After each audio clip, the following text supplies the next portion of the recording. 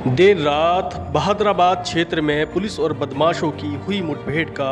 Uttarakhand DGP ने खुलासा कर दिया है। बीते दिनों हरिद्वार के रानीपुर में स्थित श्री बालाजी ज्वेलर शोरूम में दिन दहाड़े डकैती डाली गई थी और इस डकैती में शामिल एक बदमाश को देर रात पुलिस मुठभेड़ में मार गिराया था और रात भर कम्बिंग पर मुठभेड़ में फरार बदमाशों की घेराबंदी की गई थी, जिसमें 2 बदमाशों को भी दबोच लिया था। बदमाशों से 50 लाख रुपए कीमत के आभूषण भी बरामद कर लिए थे। तो वहीं डीजीपी ने हरिद्वार पुलिस टीम को 1 लाख रुपए इनाम देने की भी घोषणा की है। तो वहीं डकैती की घटना का सफल अनावरण करने के बाद सूबे के मुख्यमंत्री पुष्कर सिंह धामी ने भी हरिद्वार पुलिस टीम की पीठ थपथपाई।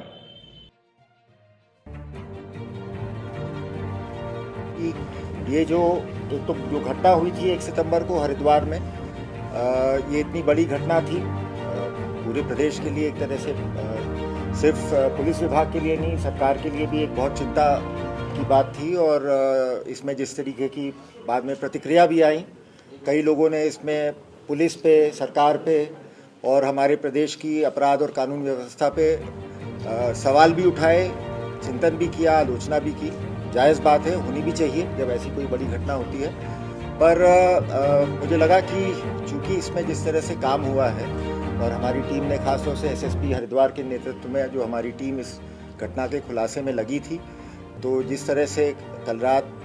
भी और अभी आप लोगों को पता चला होगा, अभी 2 और इसमें लोग गिरफ्तार हुए हैं जो इस गैंग के सदस्य, उनसे भी कुछ रिकवरी हुई है। तो मुझे लगा कि ये इतना बढ़िया और इतना अच्छा काम हुआ है कि पुलिस मुख्यालय में मुझे बुला के एक तो इसके बारे में आप सबको जानकारी देनी चाहिए। और जब देखिए, जब कोई इस तरीके की घटना होती है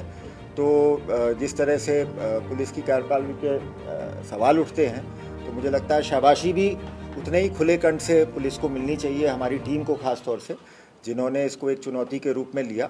और बस इतना मैं बताना चाहूँगा कि देखिए, अपराध और जहाँ तक अपराध और कानून व्यवस्था की बात है, अपराध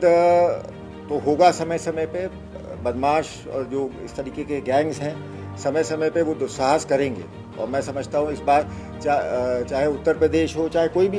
भी और राज्य हो, समय समय पे इस प्रकार की घटनाएं अवश्य होती हैं। लेकिन पुलिस प्रशासन और जो खासतौर से जो पुलिस के हमारे ज़िले में फील्ड में लोग हैं और ख़ासतौर से थाना स्तर पर, सर्कल स्तर पर जो भी लोग हैं, उनकी कार्यकुशलता और उनकी कार्यक्षमता इसी में है कि इस चीज़ से वो विचलित ना हो, उसको एक चुनौती के रूप में स्वीकार करें और फिर मेहनत करके लगन से उसका खुलासा करें।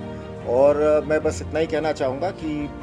इस पूरे उसमें लगातार हमारे आईजी गढ़वाल भी लगे हुए थे, हमारे लॉ एंड ऑर्डर में भी जो टीम थी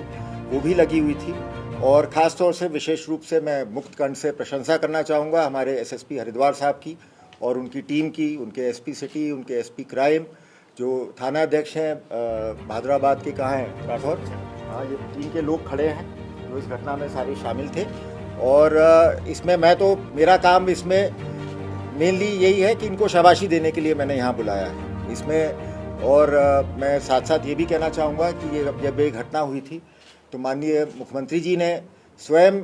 इस पे बहुत चिंता भी प्रकट की थी। लेकिन साथ ही साथ मैं ये कहना चाहूँगा कि पिछले 2 हफ्ते में उन्होंने भी लगातार इसमें जो पुलिस में हम लोगों के प्रति जो विश्वास, जो समर्थन प्रकट किया, समय समय पे उनका हमें मार्गदर्शन भी मिला। और तो उसी का नतीजा है कि आज हम मतलब अपना एक तरह से जोश के साथ, एक उत्साह के साथ आप लोगों के सामने मुंह दिखाने के लिए खड़े हुए हैं। क्योंकि मुझे भी यही था, देखिए, जिन लोगों ने पहले देखा है हरिद्वार में या देहरादून में, हम क्राइम को लेके मेरा हमेशा यही रहा है कि अपराध कोई किसी तरह से ज़ीरो नहीं हो सकता। और लेकिन यही है कि जब भी ऐसी कोई चुनौती देगा तो पुलिस को हिम्मत के साथ और अपनी मेहनत के साथ, सूझबूझ के साथ काम करना चाहिए। और मेन चीज़ जो मैं आप सबके माध्यम से एक तो